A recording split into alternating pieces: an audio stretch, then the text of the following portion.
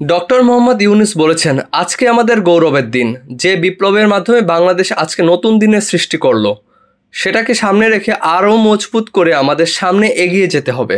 তরুণদের প্রশংসা করে তিনি বলেন, যে তরুণ সমাজ এটা সম্ভব করেছে তাদের প্রতি আমার সমস্ত প্রশংসা এবং কৃতজ্ঞতা জানাচ্ছি। এরা এই দেশকে রক্ষা করেছে, এ দেশকে নতুনভাবে পুনর্জন্ম দিয়েছে। এই পুনর্জন্মে যে বাংলাদেশ পেলাম, সে বাংলাদেশ অত্যন্ত দ্রুত গতিতে এগিয়ে চলতে পারে। এটি হলো আমাদের শপথ, এটা আমরাও রক্ষা করতে চাই, এগিয়ে যেতে চাই। বৃহস্পতিবার দুপুর 2:10 তিনি বহনকারী এমিরেটস এয়ারলাইন্সের উড়োজাহাজ ঢাকা হযরত শাহজালাল আন্তর্জাতিক বিমানবন্দরে অবতরণ করে। বিমানবন্দরে এসেই সাংবাদিকদের সঙ্গে তাৎক্ষণিক প্রতিক্রিয়ায় তিনি এসব কথা বলেন। তিনি আরো বলেন, আজকে আবু সাইদের কথা মনে পড়ছে আমাদের। যে আবু সাইদের ছবি বাংলাদেশের প্রতিটি মানুষের মনে গেঁথে আছে। কি অবিশ্বাস্য একটি সাহসী যুবক, বন্দুকের সামনে দাঁড়িয়ে আছে। তারপর থেকে কোনো যুবক আর হার মানে নাই, সামনে এগিয়ে গেছে।